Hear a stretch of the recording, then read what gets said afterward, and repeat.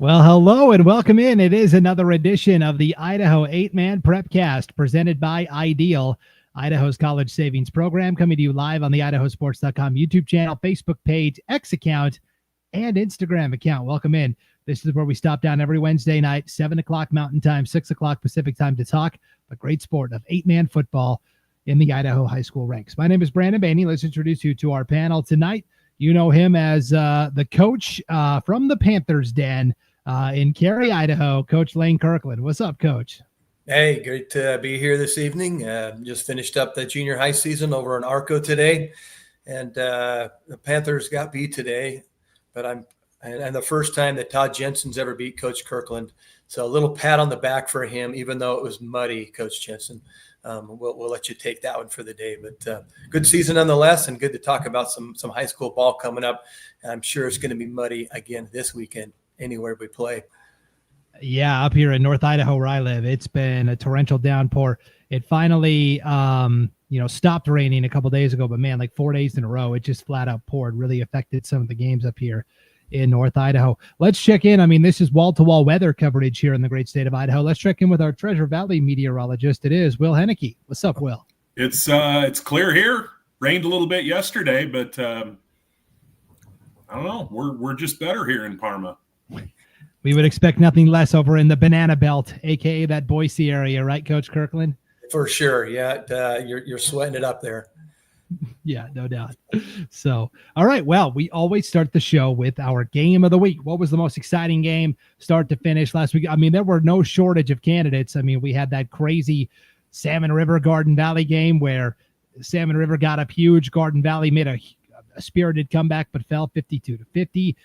We had some other crazy games taking place around the state, but I decided to hone in on the Snake River Conference, District 4, Class 2A football, a pair of teams that were really trying to get some momentum because at the bottom of the seed line in terms of the 2A playoffs, you don't need a ton of momentum to sneak in as one of the last playoff teams. You just need to get some momentum, and the Oakley Hornets finally did that in a 44-36 win over Murtaugh. The game-winning touchdown came with just 34 seconds left. This game was tied 36-36. It was back and forth all night. Jackson Rice hits Camden Cranny for a 32-yard touchdown pass, and the Hornets win it 44-36. Will, Jackson Rice throws for 3 touchdowns in the win, had an interception on defense as well. Cole Beck, 9 catches, 129 yards and a touchdown, and then Bridger Conant, 18 carries for 141 yards and a score. We kept talking about this Oakley team has potential. One of these times, they're going to come through with a win. They snap a double-digit losing streak and get their first victory of the season. Congratulations to the Hornets. Yeah, I've had people quietly whispering to me as far back as July, this Oakley team is going to be much better in October than it is in September. It's a young team. They started the year with Cole Beck not able to go, and then Bridger Conant was hurt for a little bit. So they didn't have their full array of experienced, varsity veterans to start the year. Now that they got them, these people who were saying, hey, keep your eye on the Hornets, they're proven to be a little bit prophetic because they've just incrementally gotten a little bit better and a little bit better. And here we are, a couple weeks left to go in the season, and they got a chance to make the 2A playoffs. Yeah, really exciting. We'll talk about that here in a little bit. Coach Kirkland, I know you had a chance to talk to Coach Brennan Jones of the Oakley Hornets as well. And just watching the footage of that game-winning touchdown, I mean, the jubilation on the Oakley sidelines, I mean, you could see it. Players were jumping up and down. Coaches were high-fiving each other. It was a time to feel good over there in Oakley.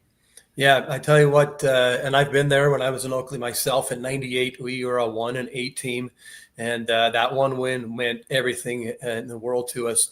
But I did reach out to Coach Jones, and there's some interesting things that you hear from former state championship coaches, going from the top and kind of to the bottom last year and a little bit this year, but raising and rising back up. And here's some things that he said. He says, here's my 2 cents. I think that the process of earning the right to win is the beauty of high school football. The truth is that it took us that long, 15 tries, to be able to get that win. And then he continues and says, when you win because you earned it, you get to enjoy the best life has to offer. Sacrifice for another is what our current team is all about. And then he sent me a picture of the code that the Hornets live by, the Boxcar Boys there in Oakley. And let me read that code to you, if I can get it to come up on my phone properly. I've got it up on the screen as well, Coach. Yeah, I can't see that. I'm still blind. It says, I'd have to back up 20 feet. I am an Oakley Hornet. We are tough, intense, physical team. I am disciplined, relentless, fearless. We never quit. We never stop. I do my job for my team. We will be victorious today and every day.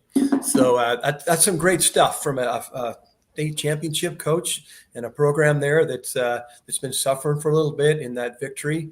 And yeah, you got to earn those wins. And sometimes in these title towns, we feel like we're privileged, and that win is just supposed to happen on Friday nights. But hey, after a season and a half, you earned that one, Coach, and congratulations to the Oakley Hornets. Yeah, big win for Oakley. It's their first win of the season, as we mentioned. And so we'll see if they can get a little momentum going here. Big Mo, as they head down the stretch. There's just one game left for Oakley. It's against Glens Ferry. We'll talk about that here in just a second. On the Murtaugh side, you feel bad they came up short, but really this came down to turnovers and just not enough sustainability in the passing game. Stetson Perkins was only 3 of 13 passing for 67 yards, a touchdown and an interception. He did rush for a touchdown. Dallin Virgin kind of did the load offensively, 13 carries, 120 yards and a touchdown. Preston Stanger had a touchdown reception. How about Antoine Aguilar and McCoy Jensen here, Coach? Aguilar with 18 tackles, McCoy Jensen with 15 tackles, and then Alexander Medina had 3 tackles, but 2 of them were sacks. I mean, the Murtaugh defense, yeah, they gave up 44 points, but they played pretty well. They did. Yeah, those must have been some larger plays that the Hornets got away with. But that's a great contribution from both of those fine young men there, in double digits, racking those up. Yeah. So as we swing to the rest of the Sawtooth Conference here, Will, let's go to Hagerman, where the Pirates left no doubt over the Pilots of Glens Ferry, a 58-6 victory. Wyatt Mavenkamp, 223 yards, 4 touchdowns through the air, 33 yards and 2 touchdowns on the ground.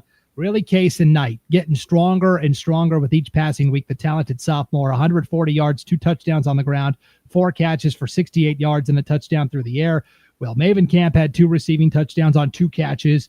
Jace Levitt had a touchdown. And the defense, 2 forced fumbles by Case and Knight and Jonah Knapp, and then 3 fumble recoveries by Wyatt Mavenkamp, Case and Knight, and Anthony Rebon. Hagerman is very quietly on a little winning streak here after taking their lumps early and appear to be peaking at the right time. Yeah, they're playing some good football right now, and one of the things that I would love to know, and I'll find out. I'll go find the information. I'd love to know their plus minus in the turnover ratio, particularly over about the last month. It seems like every week we're talking about them forcing 4 or 5 turnovers, and as a result, you go +3, you go +4, you go +5 in a game, you're going to win, and they seem to be doing a great job right now at forcing some turnovers. Yeah, and then on the Glens Ferry side of things, if we look at the Pilots, Braden Spriggs, 44 yards passing, but 7 of 19. Henry Thomas, kind of the stud here, 38 yards and a touchdown on the ground, 11 tackles and a sack on defense. And then a fun non-conference game here, Coach. Raft River and Butte County, the Trojans over the Pirates, 36-12. McCoy Spencer, only 4 of 11 for 52 yards and an interception through the air, but man, 12 carries, 152 yards and a touchdown on the ground. And then, by the way, 4 tackles, 1 sack, 2 interceptions on defense as well. Trace Ward got a nod, Will, in your honorable mention for the 3 stars this week. 4 carries, 100 yards, 2 touchdowns, 9 tackles and a sack on defense. That was Ren Udy's stat line as well, 9 tackles and a sack. So Raft River kind of quietly has been on a nice winning streak as well after losing to Grace in their season opener. They've won 5 in a row. Yeah, they play kind of, if you can, a bit of a quiet brand of football, if you will. I think it kind of mirrors their head coach, Chad Evans, a little bit. He's not the most brash or loud guy that you're ever going to meet. Very communicative, and he's obviously a good football coach, but they seem to mirror his personality in that they go out, they do the work, and they get the job done. And coming into the year, they felt like they had a chance to do some work, and they've done it. They put themselves in a great position to potentially earn a first-round bye in that 2A state playoffs. They got to finish the fight to get there. It's not guaranteed yet, but they've had themselves quietly a very, very nice season. And then, Coach, if we go to the other non-conference game that took place in District 4, Valley over Castleford. This was a 2A, 1A special here. 58-6, the Vikings over the Wolves. I couldn't believe the stat line when I saw it. Thomas Vargas, 2 carries, 102 yards, 2 touchdowns. I mean, that's 51 yards a pop and 2 rushes for 2 scores, 2 long touchdown runs. Yeah, that's a pretty good running back rating if you're adding that up. I don't know how you score that, but that's a lot. Good to see him back in action after I heard an ankle injury kind of mid-season there. So bringing Valley back into line to be competitive again this weekend. Yeah, really fun game there for the Valley Vikings. Brant Jones, 107 yards, a touchdown through the air, 42 yards, a touchdown on the ground. Eric Lemus leads the way for Castleford, 11 carries for 83 yards and a touchdown there. And then, so if we take a look at the current standings here, gentlemen, I'll share my screen and show you where we're at in the Snake River Conference here with just 2 weeks to go in the regular season. Hard to believe, I know. But let's take a look at what we've got here. I can make this a little bit bigger for the fans at home. So there you see Snake River Conference. Hagerman still leading the way at 4-0. Raft River is 3-0. Valley 2-2. Glens Ferry 1-2. Oakley now 1-3. And Murtaugh bringing up the rear at 0-4. So here's what's on the line in District 4. Raft River controls its destiny here, Will. They will play Valley this Friday and then Hagerman in Week 10. A sweep. Obviously, Raft River wins the title. Even a loss to Valley, let's say they lose to Valley, as long as they beat Hagerman, they'll both finish with 1 loss in the conference. Raft River would have that head-to-head tiebreaker. But a loss to Hagerman, and Hagerman is playing a non-conference game this week against Butte County, so they've got just the 1 conference game left against Raft River. Hagerman wins that game. Hagerman wins the conference crown. You might be thinking, well, what about Valley? If they beat Raft River, 2 losses already. They're mathematically out of the running for the conference crown. So it's going to come down to Hagerman or Raft River. Yeah, and that's going to be a heck of a matchup next week. You're talking about, I mean, not completely diametrically opposed philosophies, but Hagerman likes to wing it around. They can run the football pretty well, but they like to wing it around. Flip side of that coin, I'm sure if you asked Raft River if they had their druthers, they would pound it. They would run the football more. But again, with a veteran quarterback like McCoy Spencer, they can throw it a little bit if they have to. So that's on paper, that's an incredibly compelling matchup. Yeah, lots of athletes on the field from both sides there. Some good speed and a variety of different options for offense there. And it may come down to turnovers. And if Raft River can defend that pass, they might sneak in there and upset the Hagerman Pirates. We'll have to wait and see. Yeah, you're not going to let us read your email, Brandon? Yeah, I forgot I had this tab on the screen. I'm trying to pull up more stats and info in the background here so I can sound smart and intelligent. Oh. I'm just like you guys. I have to read off the rundown that I make just like you guys do. So there you go. But I do have 8 unread emails in my inbox, which is pretty good. I feel like that's pretty manageable. So let's wrap up with, and then we talked about Butte County. They lost to Raft River. They're 1-6 overall. Grace is 7-1, non-conference win over Clearwater Valley. We'll talk about in a second. It all comes down to the last week of the regular season next week. Butte County at Grace on IdahoSports.com. Winner of that wins the High Desert Conference. That's as simple as it gets in high school football. But let's talk about the Grace Grizzlies. A 62-8 victory over Clearwater Valley. Gavin Draper, 7 of 12, 189 yards, 4 touchdowns and a pick. Also ran for 39 yards and a touchdown on the ground. I mean, everybody got involved here. Bryant Moss ran for a touchdown. Chase Smith ran for a touchdown. How about these receiving lines, Coach? Cooper Anderson, 3 catches, 133 yards, 3 touchdowns. And then Parker Yost, 3 catches for 77 yards and 2 touchdowns. That is high efficiency passing. Indeed. Yeah, it sure is. They're spreading it around. Everybody's getting involved. A lot of weapons are getting tuned up for this postseason that's approaching. And that's always a good thing because you want to be deep. You want to have coaches wonder who it's going to and who are they going to cover the next shot, the next play up. And the Grizzlies have a lot of those options that they're tuning up. And by the way, for looking at players of the year for 2A, I missed one earlier. Kind of calling out Wyatt Navenkamp as one of those, and Gavin Draper as another, and one other to come further in the show. But both those 2 gentlemen as standouts leading their team right now and doing well and almost in the bracket. Yeah, Draper's done a really nice job spreading the ball around, utilizing his weapons. That's another team that They can power the football with Smith at running back, or they can spread it out and they can throw it downfield with the two guys you mentioned, and then Kimball, the young sophomore. They've got some talent, and they're gonna pose a problem when we get into the 2A playoffs because they've got experience, they've got some size, they've got some strength, and they've got some athletes. Yeah, you mentioned the size and the strength. That defense not messing around. 7 sacks. Bryant Moss, Luke Moss, Cooper Anderson, Chase Smith, Leo Burrell, Parker Yost, Boston Stoddard. 7 sacks from 7 different players. 6 interceptions, 2 from Gavin Draper, Bryant Moss, Cade Kimball, Leo Burrell, and Connor Rasmussen, and 2 fumble recoveries as well from Keaton Edwards and Case Williams. So that is 7 sacks, 8 takeaways, and a partridge in a pear tree.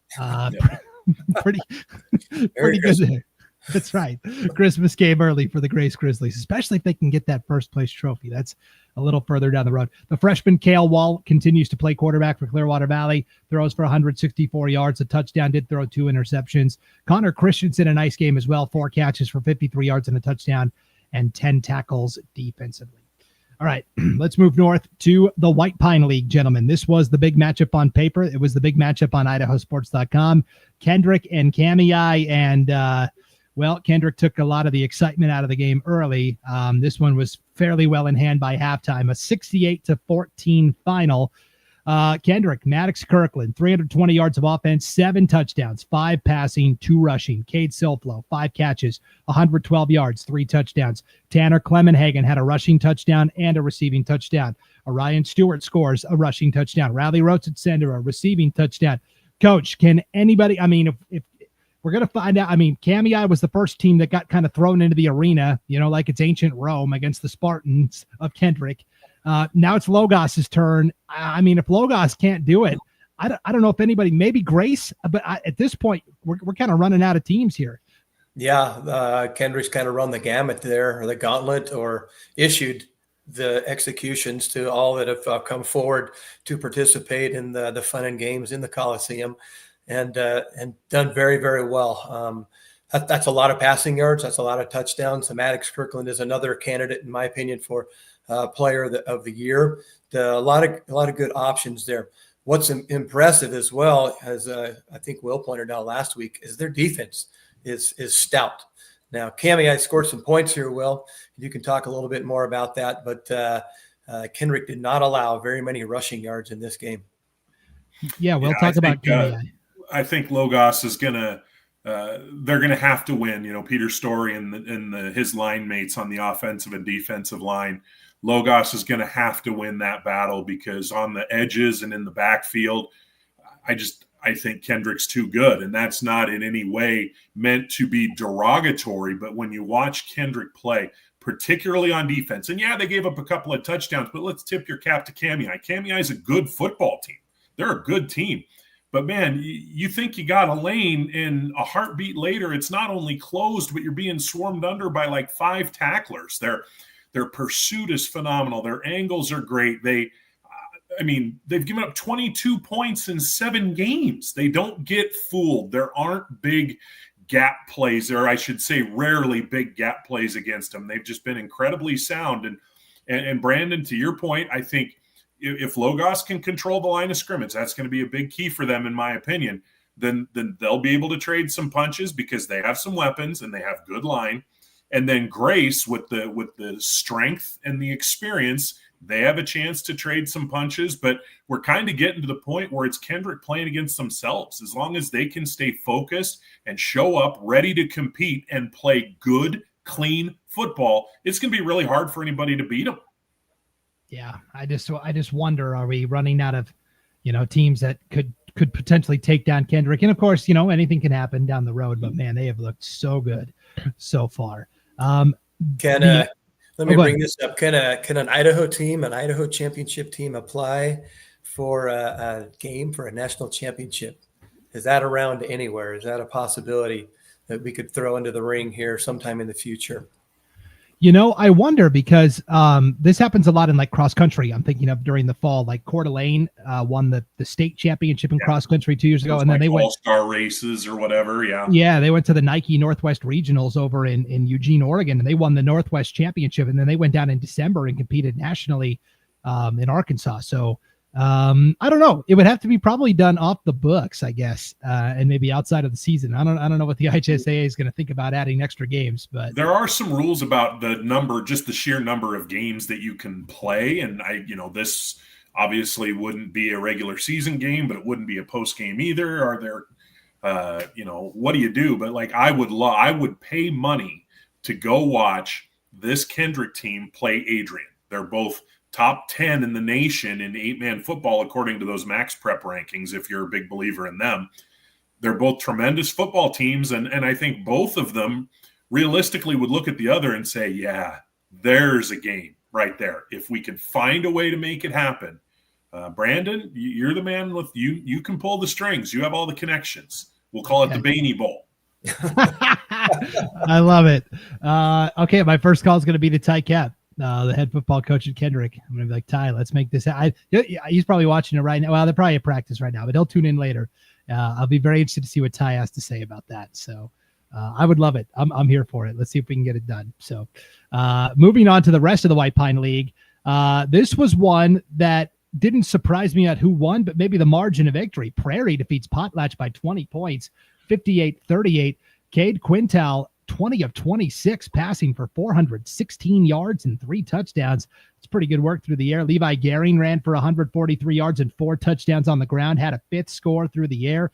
Chris Shoemaker, 1 rushing touchdown, 2 receiving touchdowns for the Pirates. On the Potlatch side, Jay Marshall played well, 3 passing touchdowns, all of them to Trey McGowan. He and McGowan each ran for a score. Connor Carpenter ran for a score. But, Coach, basically it came down to in that first half, Prairie cashed in on almost every single drive, and Potlatch missed on like 1 or 2 drives, and then that put them in the behind the 8 ball early, and they could just never quite catch up. Yeah, you and man, it can sure happen that way. And when you see a weakness, you rally and you want to get those cluster scores of 2 or 3 touchdowns in a row and get those extra points and get a jump on a team that can be dangerous in the second half. Great teams have amazing second half plans and schemes that they can throw together and come back, as we've seen this week as well with Garden Valley. So you never can count a team out in the second half. You just got to put the game away and get ahead as much as possible. But that looks like a great shootout between those 2 teams up north. Yeah, we're starting to see a little separation in the White Pine standings. Well, this game will not go down as a league game because Troy is playing an independent schedule this year, which automatically removes them from postseason consideration. Next year, they're going to be down at the 1A level. They petitioned down anyways, but this was a nice feather in their cap, a 58-46 win over Lapway in another really fun shootout here. Talk about the 2 quarterbacks and just the sheer absurdity of the offensive numbers in this one. Yeah, this is when you think of 8-man football, this is kind of the type of game you think of. You just think of big play, big play, big play, big play. And ultimately, can a defense make a stop or 2? And that can be the difference between winning the game or losing the game. Peyton Christensen for Troy, over 400 yards of total offense and had a hand in 7 touchdowns, I believe. And then, 8, even better, or 50, depending on if this is 0 or a 3. Do you have 50? I'm joking. No. Yeah, right. Work with me here, Brandon.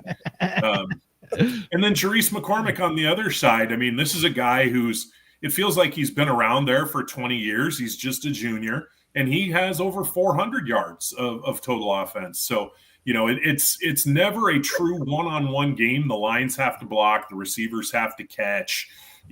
All that has to happen. So both teams you want to talk about, both teams saw a chance to go get a win, and they both competed their butts off, and they put on one heck of a show for the fans in that game. But those 2 quarterbacks, when you just look at those stat lines, holy Hannah, man, those are Nintendo numbers right there. Oh man, Nintendo numbers. I like that. That's going to be our title for the show this week. Yep. We don't get to talk about Troy and Lapway a ton, so I'm going to go through all the stats here and give them some love for Troy. Boy, should I take a nap while you go through them all here? I know, right? Go get a cup of tea or something. For Troy, Peyton Christensen, 356 yards passing, 7 touchdowns, 60 yards and a touchdown on the ground for a total of 8. Jaden Mason, 6 catches, 264 yards, 4 touchdowns. Brock Foote, 2 catches, 81 yards, 2 touchdowns. Hinder Hurst, 2 catches, only 5 yards, but a touchdown. There for Lapway, Jerice McCormick, 255 yards and 3 touchdowns through the air, 148 yards and a touchdown on the ground. Joseph Whitefoot runs for 21 yards and a touchdown, has 6 catches for 145 yards and 2 scores and an interception on defense. Rashawn Henry, 14 yards and a rushing touchdown, and then Chase Brown, 5 catches for 57 yards and a touchdown. So well done, both Lapwai and Troy. Really fun, entertaining game for sure. So let's take a look at the White Pine standings and see what's going on here as we head down the stretch. Kendrick is still the lead Tiger at 4-0. Kamei is now 3-1. Logos is 2-1. Prairie at 3-2. Potlatch 2-2. Troy, of course, not playing this year. And then Clearwater Valley and Lapwai are each 0-4 in conference play. So here's what's at stake over the final 2 weeks in the White Pine League. Kendrick plays Logos this Friday. With a win, the Tigers officially clinch the White Pine title. Now, if Logos wins, they still need to get a win next week against Potlatch, and they also need Kamei to either lose to Potlatch this Friday or to Lapwai in week 10, because if Logos beats Kendrick and Potlatch, they would finish with 1 loss in the column. But if Kamei wins out, they would also finish with 1 loss in the column. And Kamei would have that head-to-head over Logos potentially there. It could be a 3-way tie also with Kendrick. There's a lot of crazy math involved. Kamei needs Kendrick to lose each of their final 2 games against Logos and Prairie, coupled with 2 Cub wins, and that would give Kamei the regular season title. How likely is any of this, Will?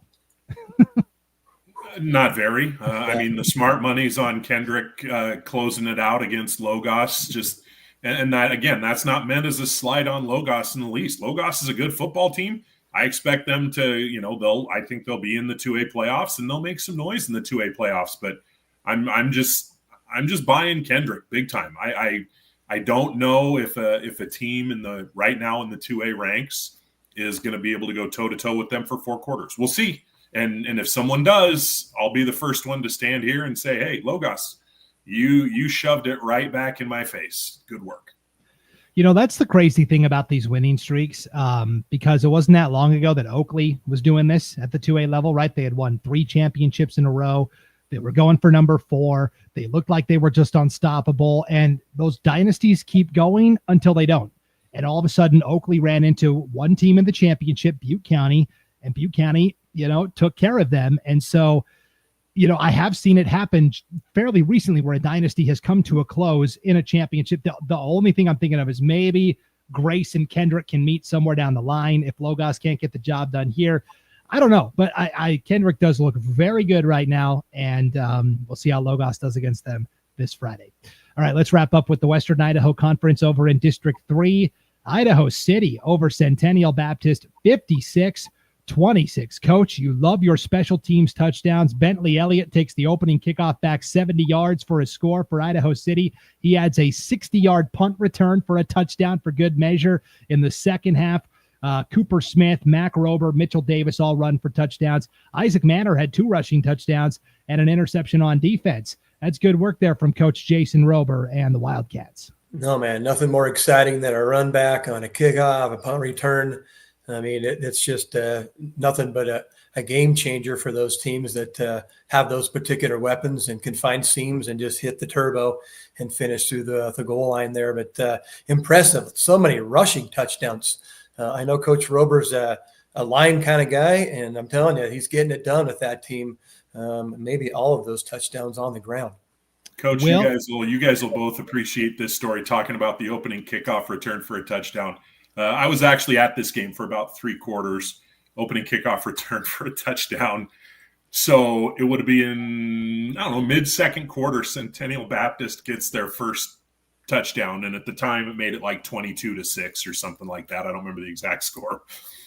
Centennial Baptist goes out there and lines up for the kick, and their kicker approaches the ball and hits an absolute tee shot straight out of bounds. And I mean, we're talking like, I don't know that it even went 10 yards downfield. And, people are scattering, running for cover.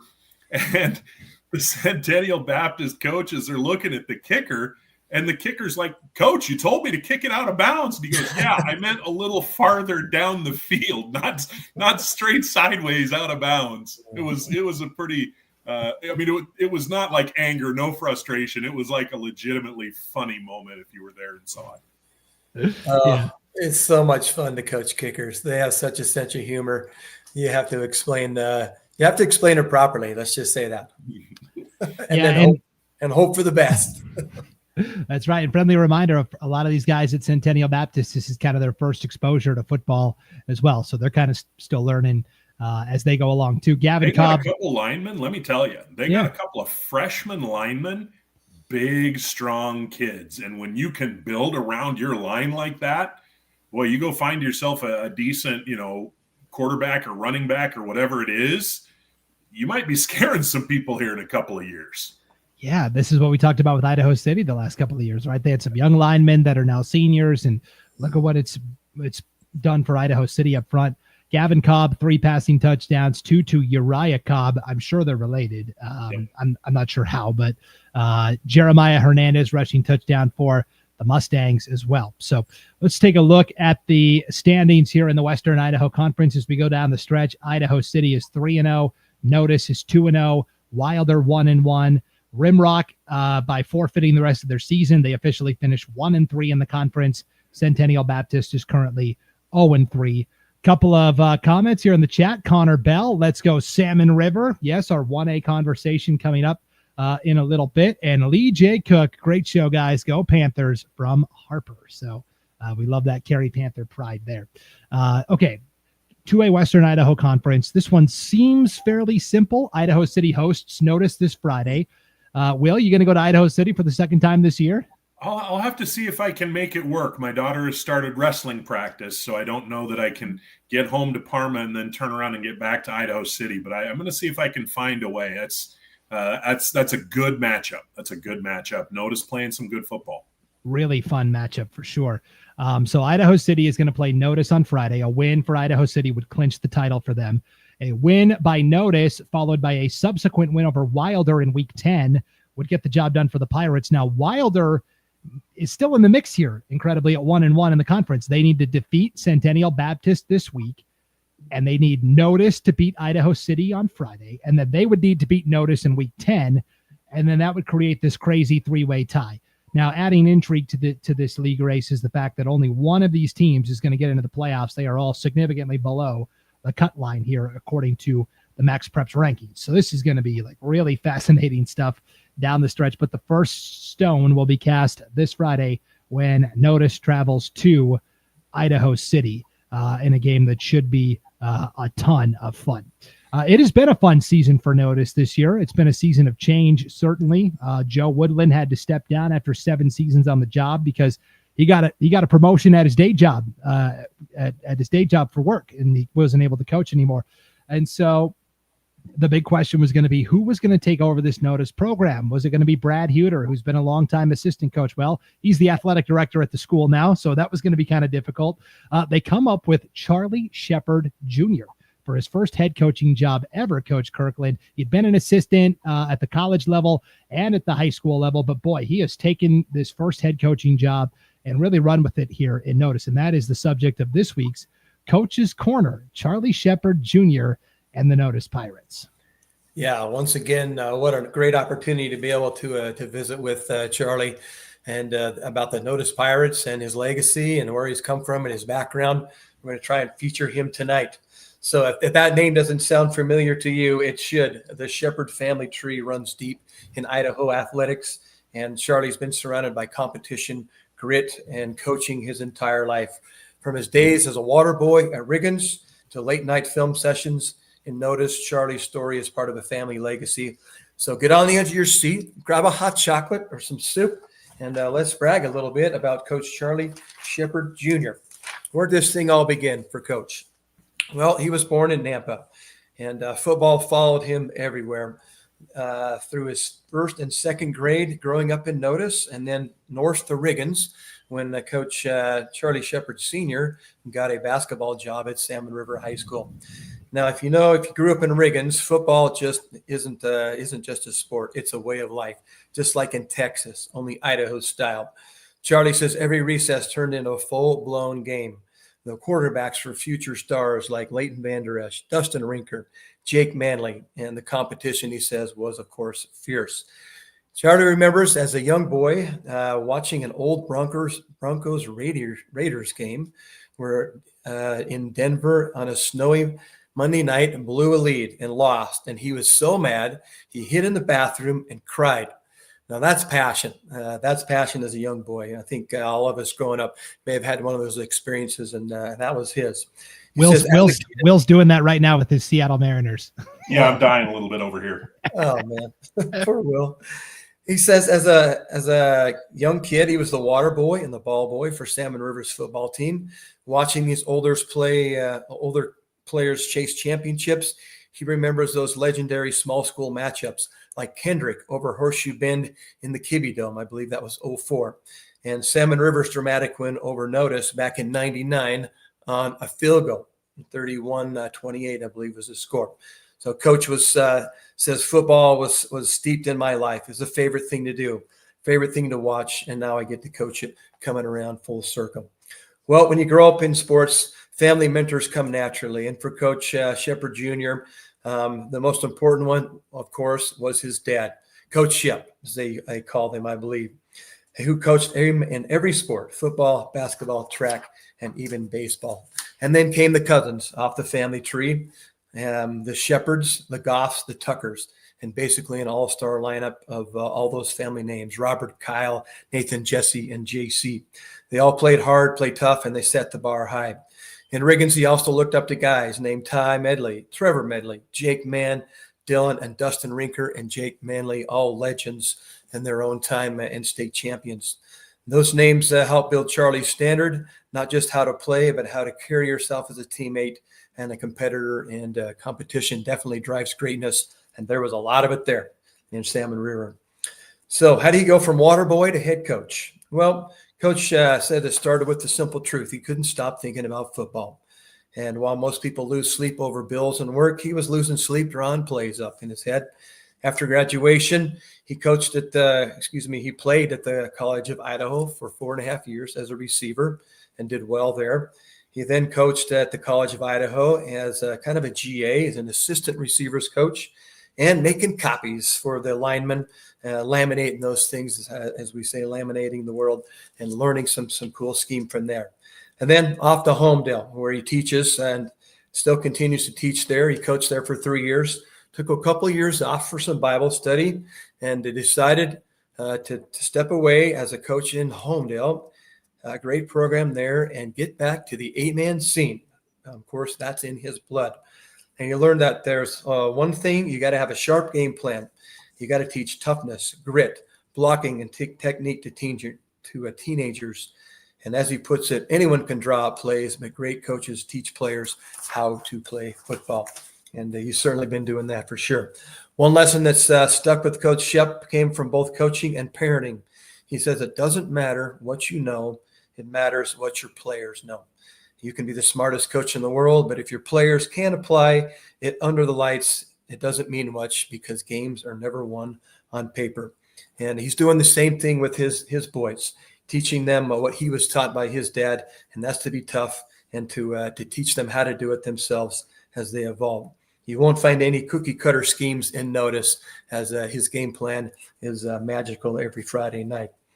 Coach Shep sums up his coaching philosophy in 3 words: discipline, details, and destruction. Every day the Pirates chase the goal of getting 1% better. He tells his players, do the little things right, and everything will come, and the big wins will follow. He builds his leadership by making sure that players are accountable and showing that accountability as well through himself. And he owns his mistakes when he's there.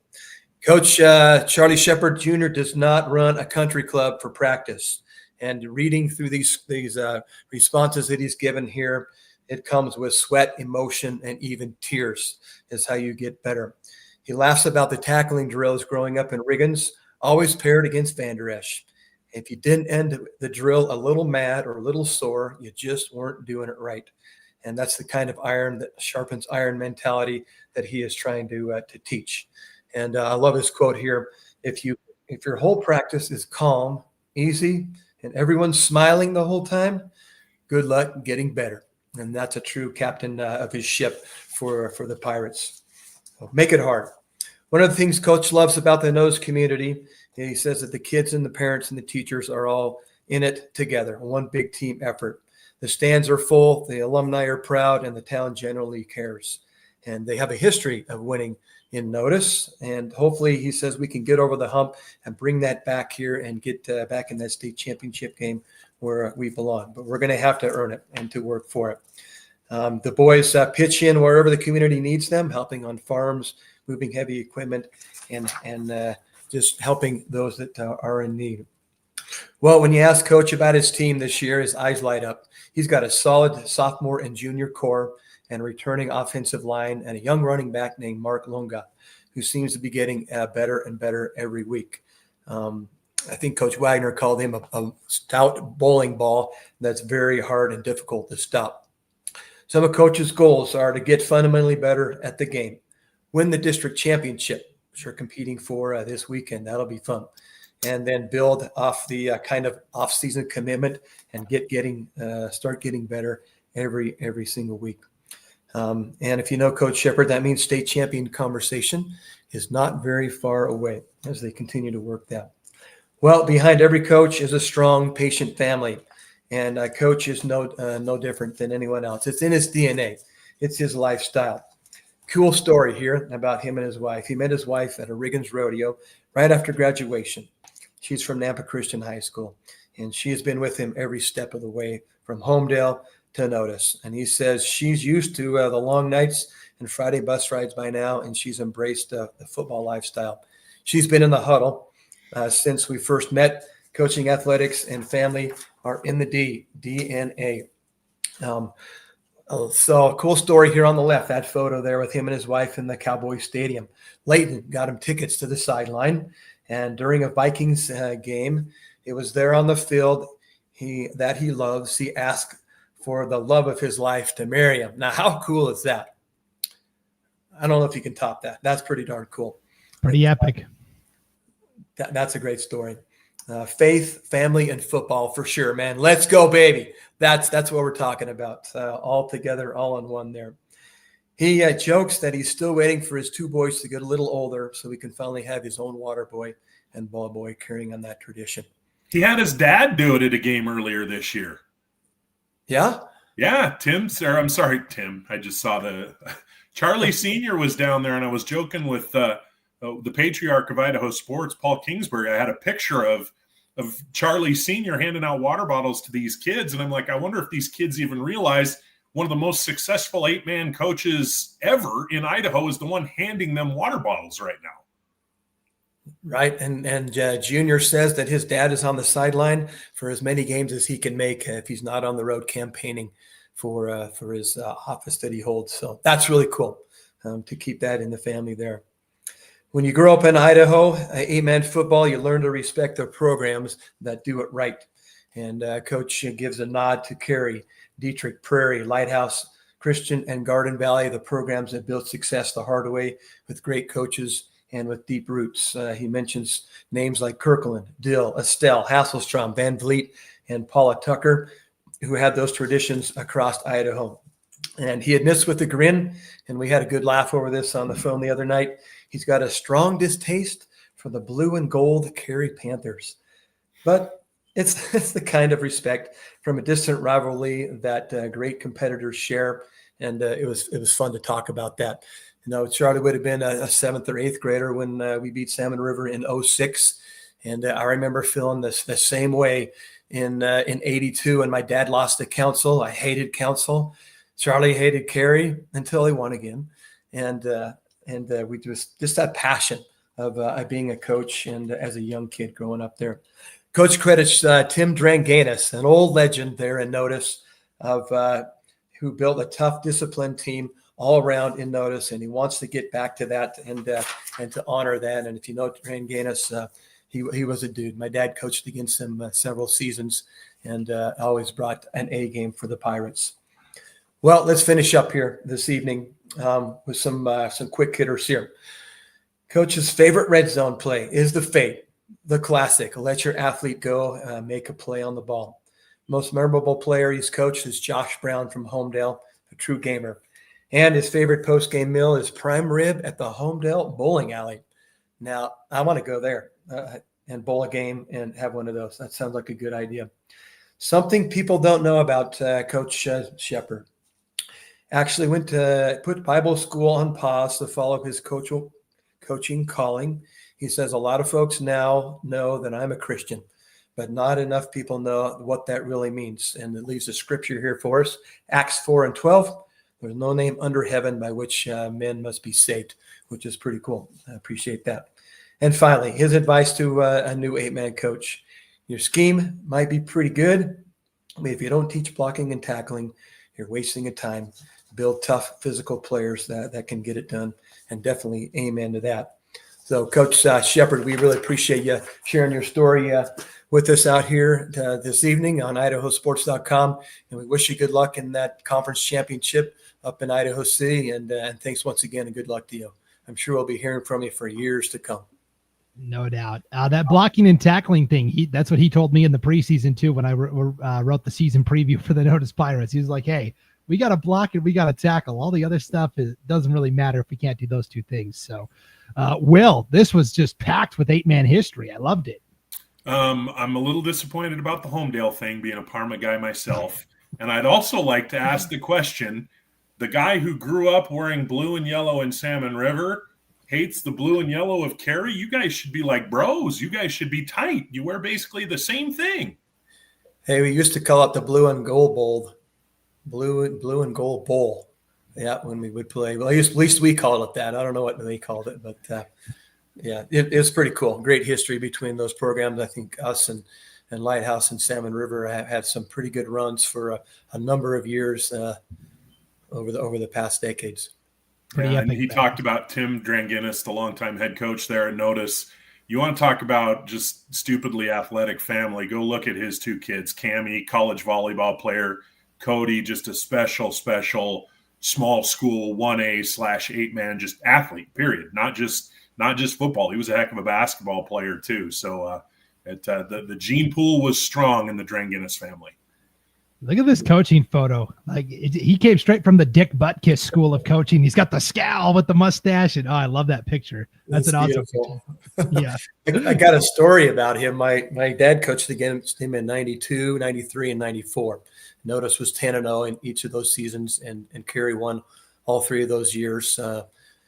I think on the road most of the time there, but they were scouting Notice, and they were on the Notice sideline right behind Dranginis, and somebody had run a touchdown back and scored on him, and the Pirates came to the sideline, and Tim says, kind of in a loud voice, "All right, you idiots, let's get over here and let's fix this." And my dad and Lee Cook just laughed at that.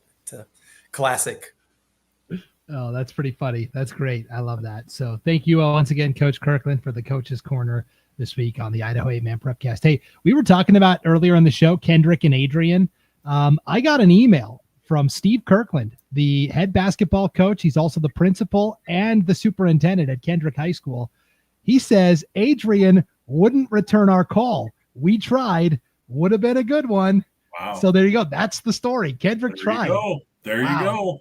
Hey, that's one thing I'll give Kendrick a lot of credit for is a few years ago, Coach, I think we've talked about it on this very show. They had a hard time scheduling games. And then games that they did get, teams were pulling the plug at halftime. They, went and played Tico Rosalia up in Washington, and after like a quarter and a half, they said no mas. So, I do give Kendrick a lot of credit. They've played half their schedule down here in the Boise area, not far from here, not far from my house, just to get games in. So I love to hear that the call was made, and hopefully that gets revisited.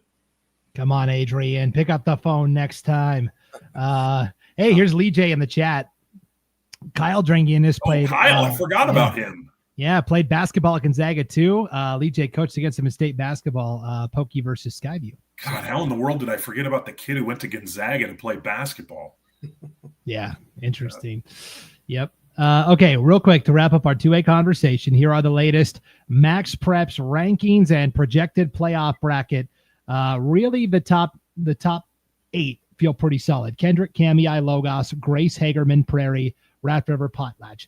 Valley is number 9 this week. Glens Ferry is number 10. I feel pretty good about those two as well. Clearwater Valley is 11, guys. They would be the last team in the playoffs if they started today. They are still 0-7, but that strength of schedule propping them up. They finished with Lapwai and Troy. If they can get 2 wins there, I think CV makes the playoffs. Oakley is right there at 12, Butte County at 13, Murtaugh at 14. Those teams are also still in the mix for playoff contention right now, though. It would be Kendrick, Grace, Hagerman, and Idaho City with the byes. Your first-round matchups would be Clearwater Valley at Kamei, Upriver Rampage round 2. That'd be fun. Glens Ferry at Logos, Valley at Prairie, and Potlatch at Rat River. Will, there's never been in the Max Preps era a winless team that's made the playoffs. This happened with Lighthouse Christian a couple years ago. We kept saying they got to win one somewhere. Finally, CV is getting to the part of the schedule where they go, hey, we could finish the year with 2 wins and earn our way to the playoffs. Yeah, and if they lose out, they won't get in. They'll get passed by Oakley or Butte County, and maybe even Murtaugh. Who knows? It's at this point when we're talking about jockeying for those some of those positions. You want to just get invited to the dance, right? That's the goal. You want to play postseason football. You can erase a lot of bad memories by getting that one extra week of practice, getting that bus ride, going somewhere new, playing somebody different. And I know that that's one of the selling points for head coach Alan Hutchins is, hey, look, this has been rough. We're beat up. We're missing some key pieces. We're short some guys, but there's still that carrot dangling. And if they can go win a game or two, I think they will be in the playoffs. Just looking at that, I mean, you look, there's not a huge gap when you're looking at Oakley and Butte County, but the team that wins a game or two here over this next 2 weeks is going to be the team that slides into that spot.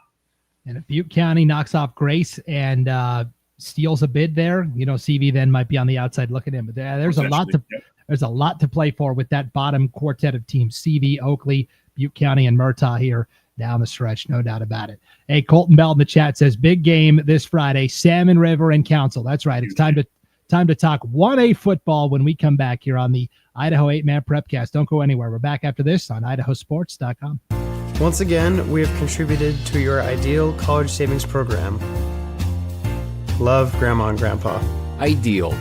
Eventually, they'll appreciate it. Awesome. Thank you. I love it. College costs money.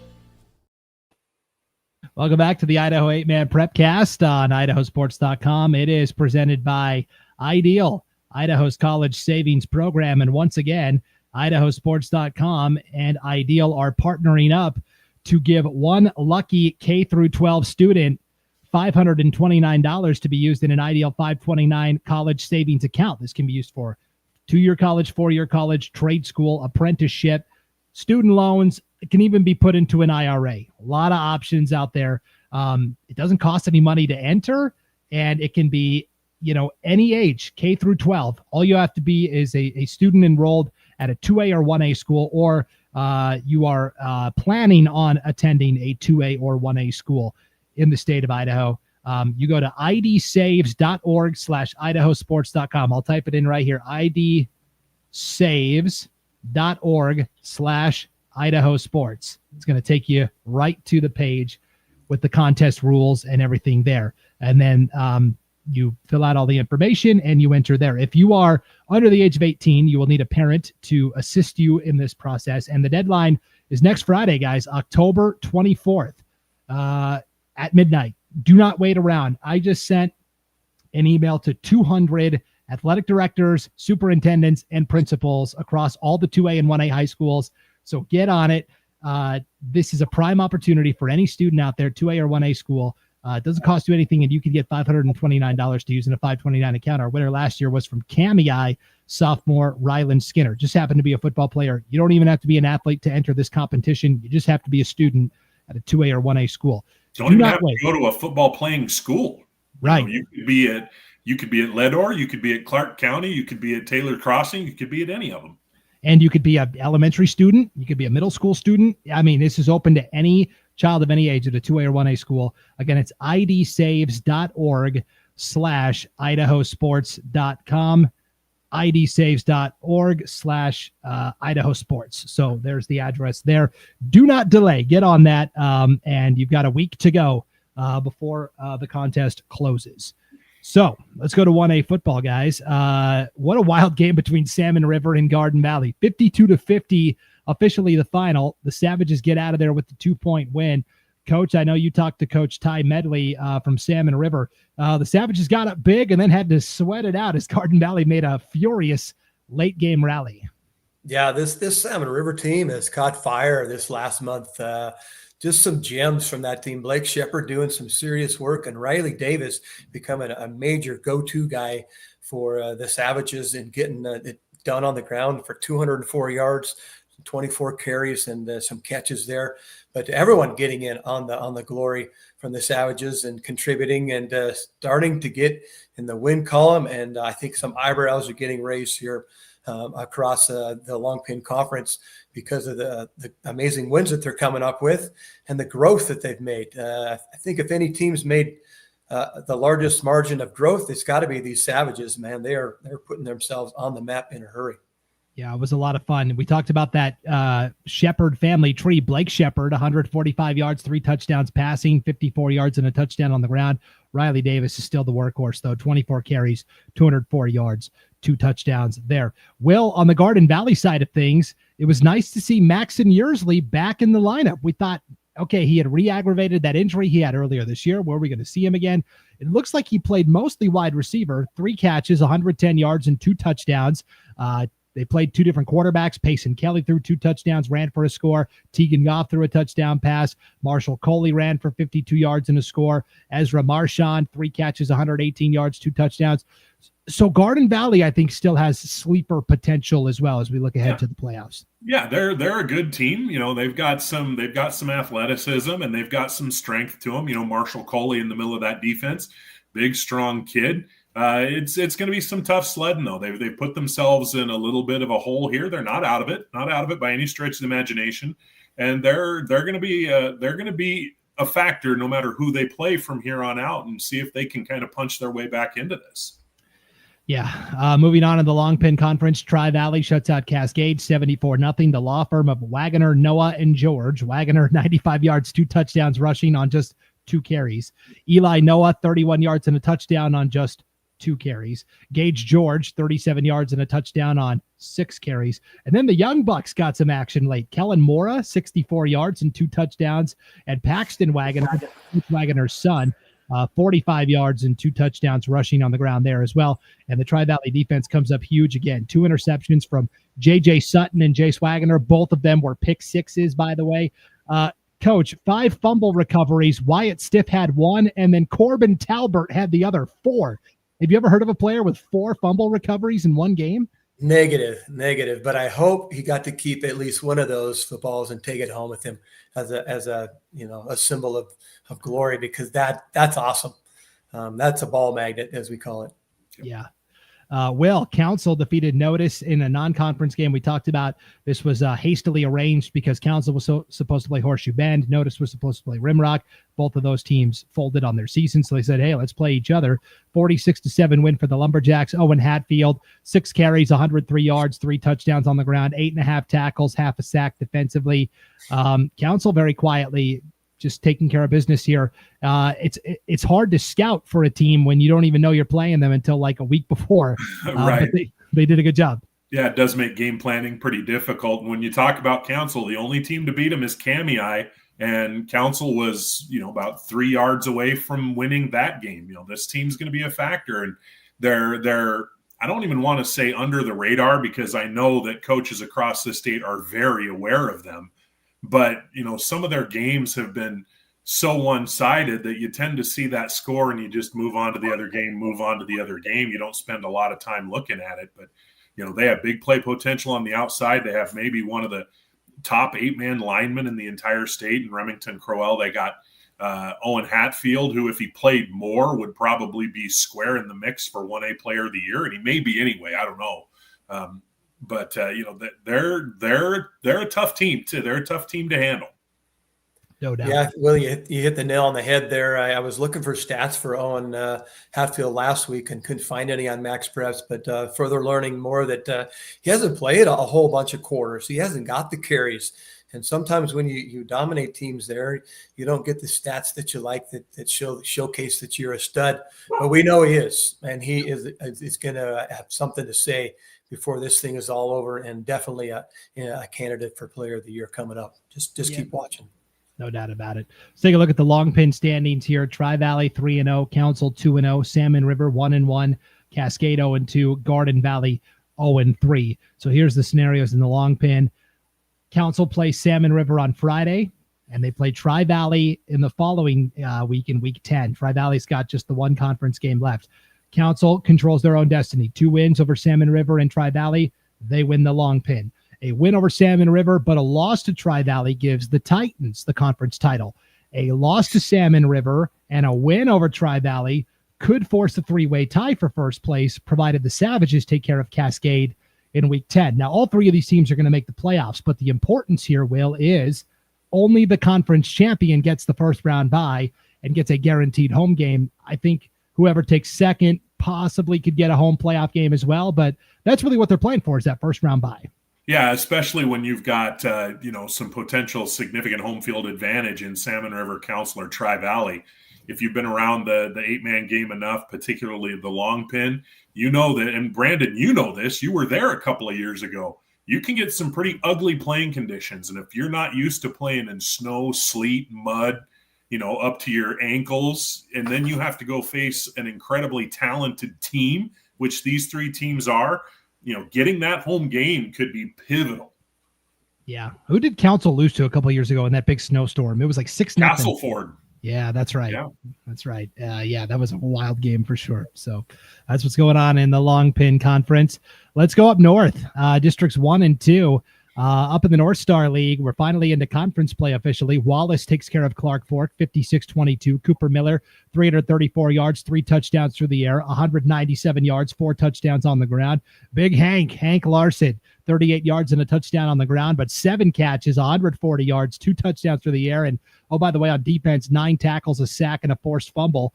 Marley Pierce had 15 tackles on defense. Reese Williams, 6 tackles, a sack, an interception, and a fumble recovery. So, basically one defensive takeaway away from the bingo card there. I guess a blocked punt maybe. Lennox Radford as well, 7 catches, 175 yards, and a touchdown. And then this is the game I was at, guys, Friday night. Coeur d'Alene defeats Deary 50-22. Grant Clemens, coach, 11 of 12, 244 yards, 3 touchdowns. Boy, if he could just have that one incomplete pass back. Yeah, that's pretty good quarterback rating right there, 11-12. And I expect to see him continue to do that throughout the rest of the season. He's spot on. Yeah, just a sophomore too. I mean, this is a kid that's going to be around for a while, and they've got some young playmakers around him as well. That program, I believe it's 2nd year in varsity level football, and it's just going to continue to grow. Sorry, guys, keep talking. My dogs are really barking here. It's all right. We can use the additional commentary here. Who let the dogs out? Oh, apparently the Toronto Blue Jays did, because it's 12-2 now. So I'm getting sadder and sadder almost by the pitch. In this game for Deary, gosh, guys, hold on one second. Sorry, my wife just got home, so the dogs are going crazy. For Deary, Cooper Dammerman rushes for 2 touchdowns, 72 yards there. For Coeur d'Alene, John Danke, 235 yards, 3 touchdowns on the ground. Greg Hayes, 6 catches, 186 yards, and 3 touchdowns there. Really, I thought this game, Deary had a lot of success passing the ball against Coeur d'Alene, but they were just they just kept running it straight up the gut, like right into the teeth of the Coeur d'Alene defense. I want to give a shout out to the O'Neill boys, Aiden and Mason. I mean, they shut the water down in terms of that inside running game, and Deary just stuck with that. 2 yards, and then like a turnover or a fumble or something. I didn't feel like Deary passed the ball enough to keep Coeur d'Alene honest. And then the Saints, boy, they look good. Kellen Clemens has done a great job with that program, and his son Grant, I remember last year as a freshman, he kind of looked like a freshman. He looks like he got taller and stronger over the offseason. He looks like the real deal, just a sophomore there for Coeur d'Alene. So good win there for the Saints. So if we take a look at the standings here, well, I'll do it with the White Pine because we had Genesee and Lakeside. And this was the rumor we had heard last week. I wasn't going to talk about it until it actually happened, but Will, Tyson Challis, the all-league quarterback for Lakeside a year ago, did not come out for the team at the start of this season, joins the team. Last week was his first game, so with like 3 games to go, Tyson Challis is back on the team, and you see the impact. Lakeside was up 42-14 in this game. Tyson Challis had 2 rushing touchdowns, a passing touchdown, and a receiving touchdown. And then Genesee pulls off like the all-time comeback here. Jackson Banks, 5 rushing touchdowns and a passing touchdown. They scored 36 unanswered points to pull one out of the fire here, 50-42. Yeah, you talk about not much time to scout if you're counsel and notice and you find out on Monday that you're playing on Friday. This somewhat the same thing. You don't know when Tyson Challis hasn't been there all year. You know he's an exceptional athlete. You know he's coming off a strong year last year as a junior, but you don't know what they're going to do with him given this particular group of players. And Charlie had a tremendous game, but I want to give a lot of credit to Genesee's coaching staff and Genesee's players. They rallied. Jackson Banks had a huge second half. I think he had 4 touchdown runs after halftime to help get them back in that game, and they persevered and they found a way to get it done. Yeah, just a wild game all around. So let's take a look at the standings here. North Star League, Wallace and Coeur Christ both 1-0. Clark Fork and Lakeside each 0-1. The big game this Friday is Wallace taking on Coeur Christ. Obviously, the winner there has the inside edge on winning the North Star League and getting that first round bye in the opening round of the playoffs. Basically, Coeur Christ has the quote-unquote easier path because if they beat Wallace, all they have to do is beat Clark Fork in week 10, and they're the conference champions. Whereas Wallace, with a win over Coeur Christ, they still have to turn around and play Lakeside with Tyson Challis. Now, Coeur Christ played Lakeside earlier this year without Tyson Challis. Big difference now, and I'll tell you, the Wallace fans are sweating it out a little bit, knowing what Tyson Challis can bring to the table for Lakeside. And oh, by the way, if Wallace beats Coeur Christ and Lakeside turns around and beats Wallace, we have a 3-way tie for the North Star League all of a sudden. And how does that get settled? I don't know. Interesting. Good times. That's why we play the game, right, boys? That's why we play the game. I love Kansas City tiebreakers. I wish they did more of those now instead of these, point differentials and stuff. Yeah. Next week is when I'll start reaching out to ADs and coaches and figuring out what official tiebreakers are. White Pine League, same story. Genesee and Deary are each 1-0. Lewis County and Timberline are each 0-1. They're going to play each other over the final 2 weeks of the season here. It's Deary and Lewis County this week. And then Timberline and Genesee. The easiest path forward is Genesee and Deary both win this Friday. Then they play each other in week 10 for the White Pine title. Deary did only beat Timberline 18-12 earlier this year. So if Lewis County wins or Timberline, it could get very complicated very fast. And if that does happen, I will address all of that next week. But that's just too much math for me to do right now. But that's the easiest way forward. Genesee and Deary each winning on Friday night. But we will see. This has been a weird league over the years, Will. There's been a lot of weird tiebreakers and stuff that's happened. I've learned to never. To the last week, the last quarter of the last week, the last possession of the last quarter of the last week. Yeah. I think Genesee is the best of those 4 teams, but I don't think that the gap is so great that they can't stub their toe. Lakeside had a big lead on them, and kudos to them for rallying and coming back and win. But if you're one of those teams, if you're Deary, you're looking at that tape and you're saying, okay, what did Lakeside do that frustrated Genesee so much early, and how can we build on that? Yeah, we'll see. The White Pine is always wild. That is for sure. Okay, let's go to the Rocky Mountain Conference over in East Idaho, District 5 and 6. Rockland defeats Mackey 52-14. Xavier Parish, 39 yards passing, 31 yards rushing. The big story here, though, was the duo of Zach Perman and Ethan Monk. Coach Ethan Monk, 12 tackles, 5 sacks. That's got to be the most for a single player in a game this year. And then Zach Perman, 18 carries, 438 yards, 7 touchdowns rushing. Also had 6 catches for 35 yards in the receiving game. But this is a Rockland team that, again, is hovering between 8 and 9 healthy bodies. Yeah, a lot of talent out there on the field. I hope they gave Zach a little bit of O2 on the sideline. That is perhaps that's the most yards by any 8-man player this season, I believe, in the leagues, right? Most that I've seen, yeah. Yeah, I'm pretty sure. But there's still some talent there. They got a lot of heart, and they're continuing to push the limits there on the number of players that you need. But hey, you only need 8 on the field, and they're still getting it done. So Bulldogs still rolling, man. Yeah, Royley Jones, 144 yards and a touchdown rushing for Mackey in the loss. We had Challis defeat North Gem 36-20. Craig Yost ran for 113 yards and 3 touchdowns for North Gem. William Wakely ran for 117 yards on 17 carries, but it wasn't enough, Will, against the Challis team that, hey, don't look now, but the Vikings can win the conference with a win against Rockland this week. Yeah, it was a good ball game. It was nip and tuck going into the fourth quarter, and then Challis forces a couple of turnovers, and they make a couple of big plays, and it was a heck of a ball game. It was very competitive. It was what you would expect from two teams that are battling for a conference title, and Challis get the edge courtesy of the 98.5-yard touchdown pass. Yeah, talk about that. That was a new school record for Challis, right? Yep, freshman Owen Thane to senior T. Garrickson, about a step short from a 99-yarder, longest play in Challis history. And you know, when you're fighting in a big game like that, and playoff positioning is on the line, and there's so much to play for, to hit that home run in that moment, boy, that had to feel good. Yeah. Shout out to Water Springs as well, a 66-20 win over Showban.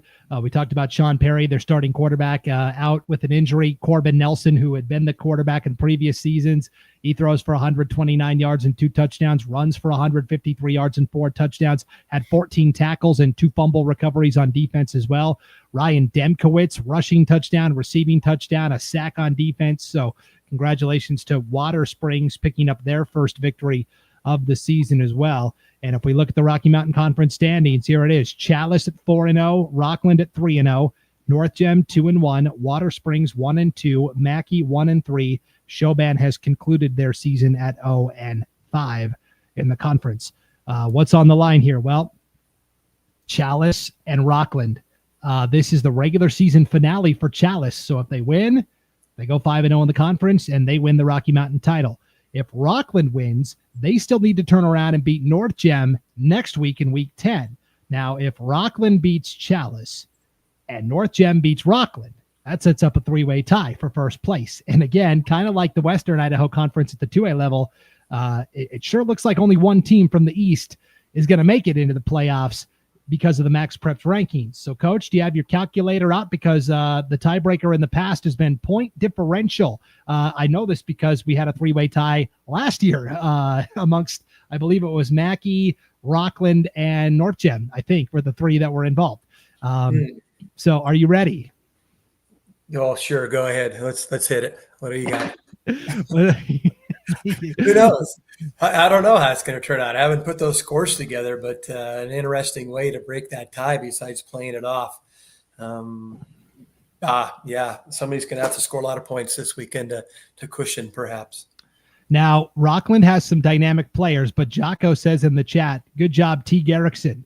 And, of course, absolute stud for the Challis Vikings. Will, this is going to be, can Rockland's stars hold up against the depth of Challis? Challis just has more bodies right now. But in terms of playmakers, the two sides are fairly even.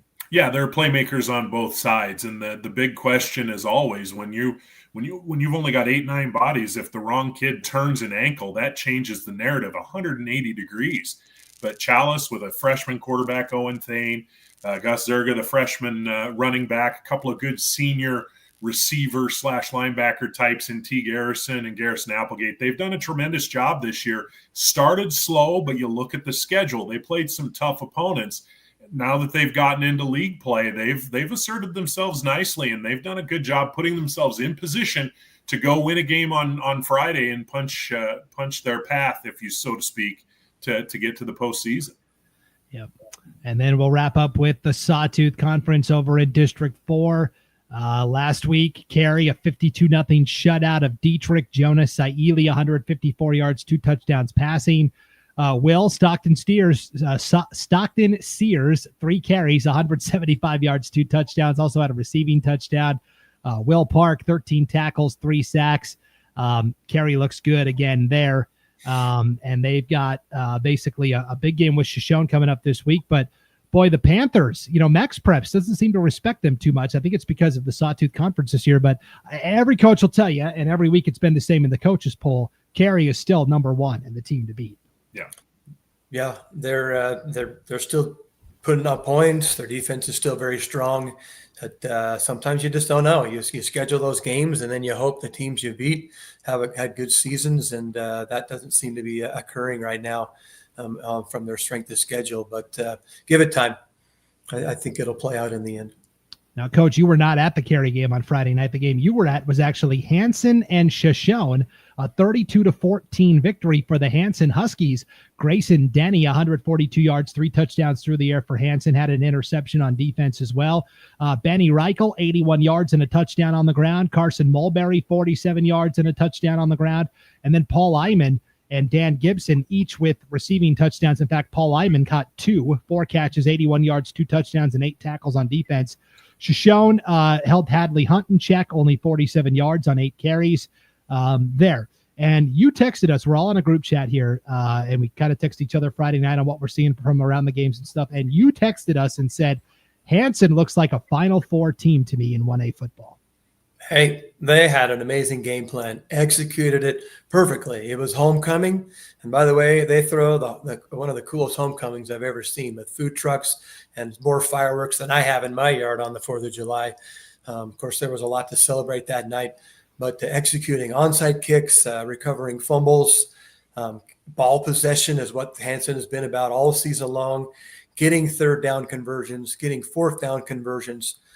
They just seem to be getting better and better every single week, and a huge crowd turnout, and players excited and holding a good Shoshone team in check, and kind of had their number all night long. So, yeah, I don't know. I really kind of am very impressed with the growth that they've made at Huskyville, and definitely showing that they could be one of the top 4 teams.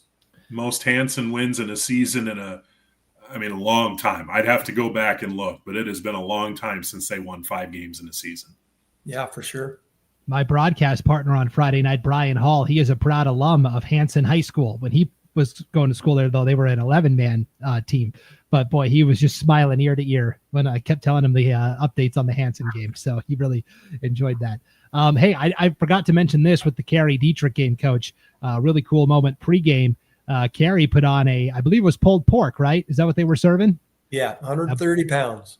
130 pounds of pulled pork served prior to that Carey Dietrich game. All the proceeds going to the family of Bryce Hanson, that young freshman from Dietrich, who has got a long road of recovery in front of him, as he is now down at Salt Lake City at the Children's Hospital down there, working on trying to regain his mobility after suffering essentially a broken neck a couple of weeks ago in that Richfield game. So I thought that was a really cool gesture there from Carey this past Friday. Yeah, pretty cool. Wish I could have been there, but I heard in the neighborhood of $6,000 to $7,000. It's pretty cool. Wow. That's awesome. And it's just school after school after school. I know Mackey on Friday night, they had like a bake sale and donated the proceeds. Richfield took the proceeds from their concession stands on Friday night and donated, or that was last Friday, and donated the funds there. The Hanson volleyball team did a pass the helmet earlier this year at one of the volleyball games. So, I mean, everybody coming out of the woodwork to support this family. It's been really impactful. So we love to see the Magic Valley taking care of their own for sure. Here are the Sawtooth standings. Carey's 5-0. Hanson is 4-1. Shoshone is 3-1. Richfield, Dietrich each 2-3. Castleford 1-3. Camas County 0-6. Basically forfeiting the remainder of their schedule, including, I put in there a forfeit against Carey. They didn't even have Carey on the schedule this year, so it would have been a forfeit anyways. And so that's where we're at with the Sawtooth standings. What's on the line? Well, Carey is going to play Shoshone this Friday. With the win, the Panthers win the Sawtooth Conference, get that first round bye in the playoffs. Now, if Shoshone wins and then Hanson beats Castleford next week, we could have a 3-way tie for first between Carey, Hanson, and Shoshone. Now, Carey, no matter what happens, solidly in playoff positioning. Hanson and Shoshone are kind of on that edge there, Will. So it would behoove both of those teams to get a win or two here down the stretch. Yeah, just keep winning. I'd have to think personally that Hanson, barring just a complete collapse here the next few minutes, I think that they're probably in pretty good shape. But Shoshone, they need to pick up a win or two. Yep. Well, let's take a look at the latest 1A standings in our playoff bracket here.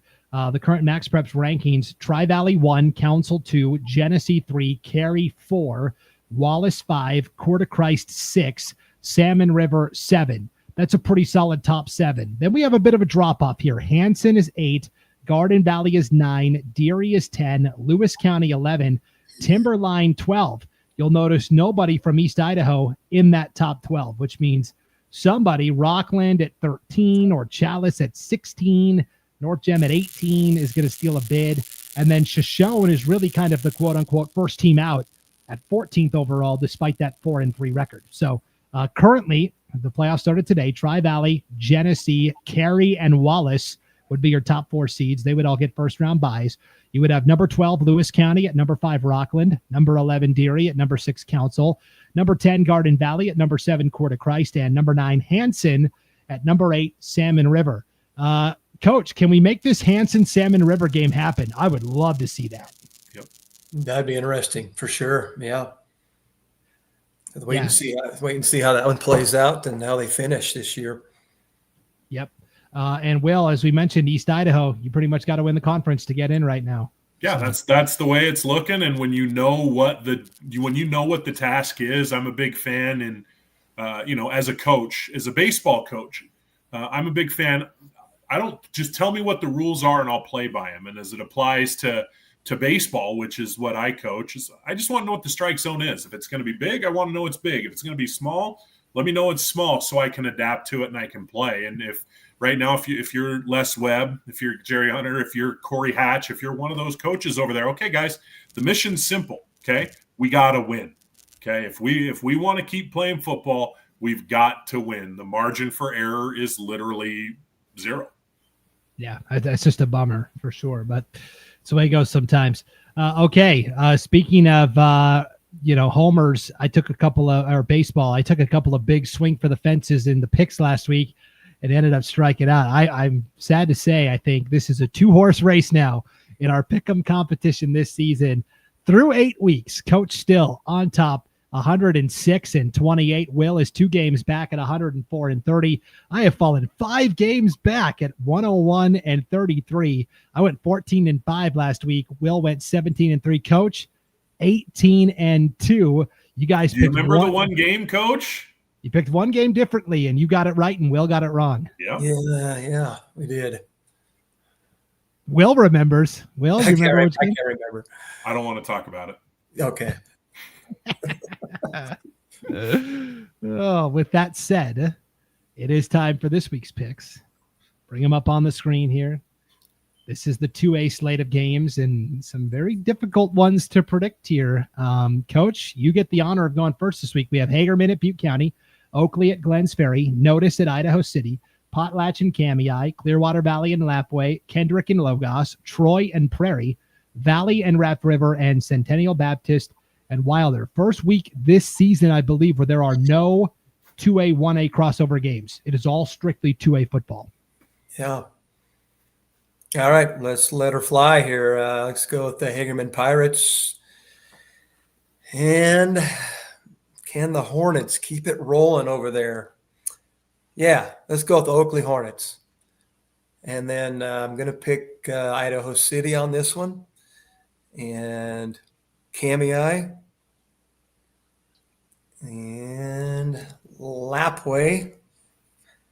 Kendrick. Prairie. Raft River. And Centennial Baptist. Wow. Okay. Will, what do you got? Will. All right. I got a couple that I'm going to go against you on, Coach. So it's you're either going to basically clinch this week, or boy, we gotta sprint to the finish. So I'm going to take Hagerman for the win. I'm going to take Glens Ferry at home, Idaho City, Kamei. I'm doing this one as a protection. I'm going to take Lapwai as well because I don't feel super strong about it. So I'm insuring myself. Since you took Lapwai, I'll take Lapwai as well. Kendrick over Logos, Prairie over Troy, Raft River over Valley, and Wilder over Centennial Baptist. Okay, Wilder there. Interesting. Okay. I got to go off script a little bit here just to try and make up the deficit. So I'm either going to really bury myself or I'll go Hagerman. I will take Glens Ferry over Oakley. Give me Notice over Idaho City. I got to try and make up some ground somewhere. I believe in Coach That could happen. Yes. It's not that far-fetched. Yes. I will take Cammy I will take Clearwater Valley since both of you took Lapway. I'll go Kendrick. I'll go Prairie. I'll take Valley over Raft River. Rolling the dice a little bit there. And I will take Centennial Baptist. They already beat Wilder once this year and played pretty well last week, Will. So I will take the Mustangs there. How about the 1A slate? And again, this is all strictly 1A action. Cascade at Garden Valley, North Gem at Water Springs, Hanson you can forget the Hanson, Camas County. That's a forfeit. Richfield at Castle Ford, Rockland at Challis, Salmon River at Council, Timberline at Genesee, Clark Fork at Lakeside, Deary and Lewis County, Cary and Shoshone, and Coeur de Christ at Wallace. All right, Coach, what do you got here? Oh, some Tywins. These are going to be fun to hear about Friday night on the Flash.